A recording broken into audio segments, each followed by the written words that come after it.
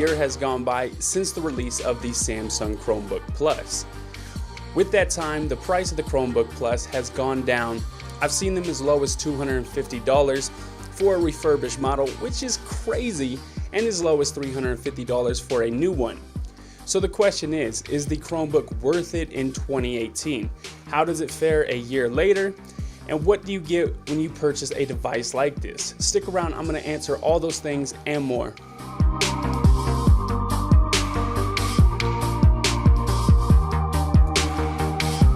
What's good, people?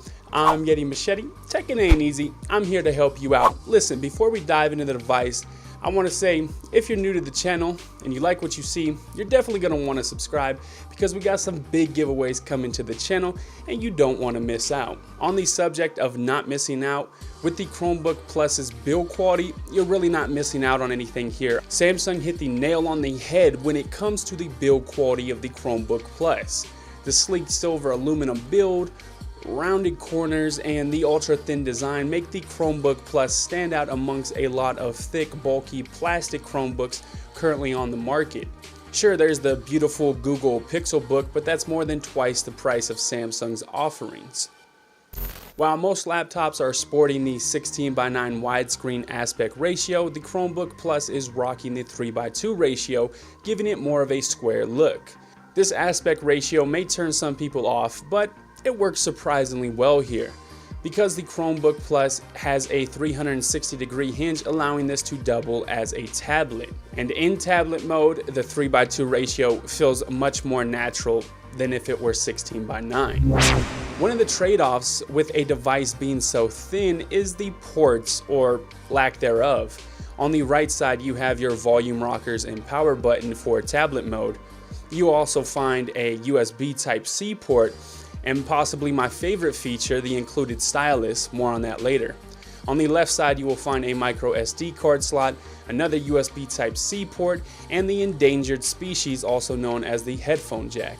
Something I really like here is the fact that you can charge the Chromebook up from either USB port depending on your needs. That's really neat. Arguably one of the best features of the Chromebook Plus is the 12.3-inch display. Reading and browsing web pages look sharp and crisp. Whether I was playing games or watching movies, everything looked absolutely stunning, thanks to the 2400 by 1600 resolution Samsung's packed in here. Colors are rich and vibrant, and in darker scenes, light bleed is pretty much non-existent here. Now, you're not getting Samsung's staple AMOLED display here. Still, I have to say this is the best display I've ever seen on a Chromebook, or most laptops for that matter. This is the same resolution that Apple labels their Retina displays on their MacBooks.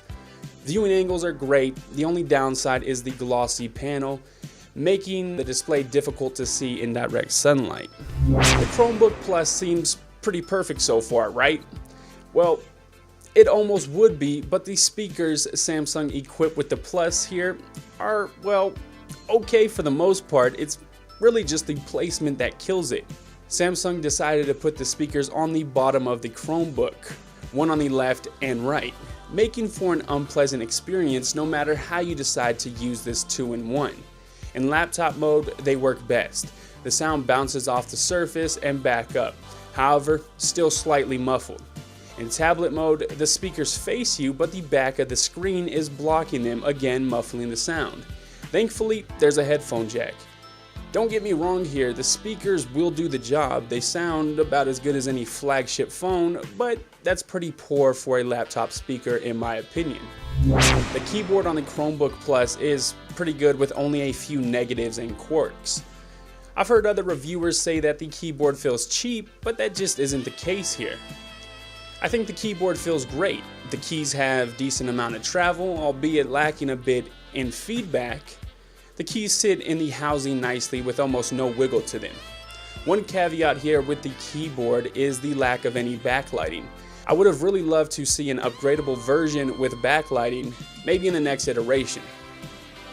Now, since we are dealing with a 3:2 aspect ratio here, the keyboard had to be shrunk down a bit. It's not that bad after a week or so of getting used to it. However, I still find myself hitting the tiny backspace key and occasionally hitting the search button where the caps lock is usually found. My favorite feature and why I chose the Chromebook over the competition is the inclusion of Samsung's S Pen. Although they're not calling it that, we all know that's exactly what it is. It's the same technology found in their Note lineups, and I absolutely adore it. I have always been a fan of art, and in the past 5 years, I found myself getting more and more into digital art.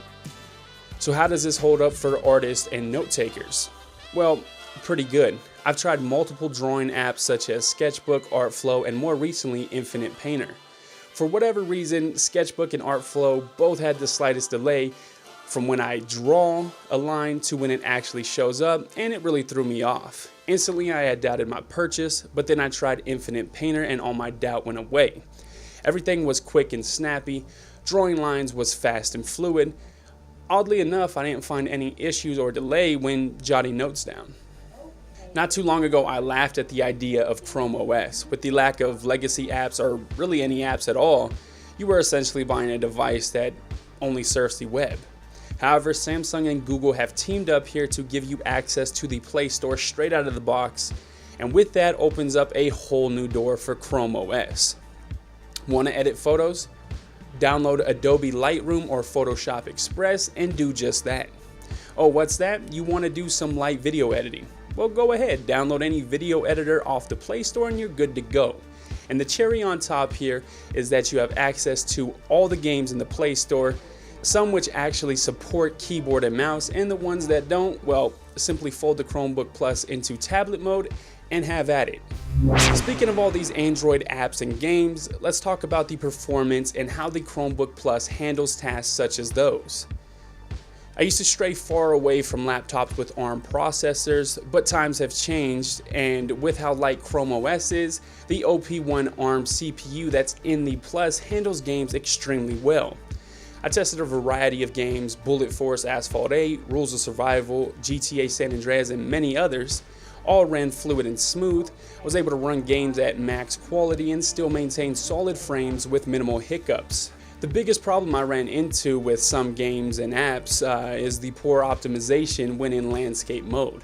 A perfect example of this would be the Reddit app. It just doesn't utilize the display properly. A lot of apps are just blown up versions optimized for their phone counterpart. If you're a heavy multitasker, then the 4 GB of RAM might not keep up. Running more than 5 tabs in a few apps, you really start to notice the Chromebook getting bogged down. But simply closing out a few tabs and apps, the Plus speeds right back up. If you keep the multitasking to a minimum, you'll be happy. I use this every day and I have yet to notice any type of slowdown except when pushing this thing to its limits for this review. Let me give you a quick rundown of these specs again. 12.3 inch 2400 by 1600 3x2 aspect ratio touchscreen display, OP1 ARM CPU, 4 GB of RAM, 32 GB of eMMC storage with expandable storage via micro SD card, Bluetooth 4.0, 802.11 AC dual band Wi-Fi. Possibly one of the most important features of any device is battery life. And Chromebooks are no exception. If your device can't get you through an entire day, then in my opinion, it's no good. I don't want to carry around a charger or be tethered to a wall all day, and I'm extremely pleased to report that the Chromebook Plus is no slouch when it comes to battery life. The device has just blown me away in this department. I use my Chromebook for social media, writing up emails, watching YouTube and Netflix, drawing, and mainly for work in Google Docs, and this thing can easily last me over 7 hours. I usually charge it up every 2 days since I tend to use my Chromebook Plus for around 4 hours throughout the day. The Chromebook Plus has surpassed my expectations, mostly due to the inclusion of the Play Store straight out of the box, allowing me to not only get work done but also have a bit of fun as well. Whether you're a student who needs something light and portable to carry around and jot notes down, or an artist looking to get into digital art, or maybe you just want a new tablet. Whatever it is, I think the Chromebook Plus is a perfect choice and bridges the gap between laptop and tablet. And I would go as far as saying that the future of Chromebooks is now, and with the added Android apps, Chromebooks will slowly start killing Android tablets. But that's just the thing, you have to know what to expect from a device like this. Treat it like an Android tablet with a keyboard and you'll be more than pleased. Anyway, guys, that's going to wrap up the video. As usual, I'll have links in the description if you want to go ahead and pick this up.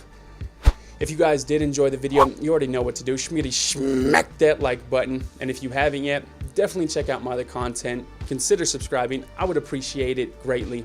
Anyways, I'm signing off. Catch you guys in the next one.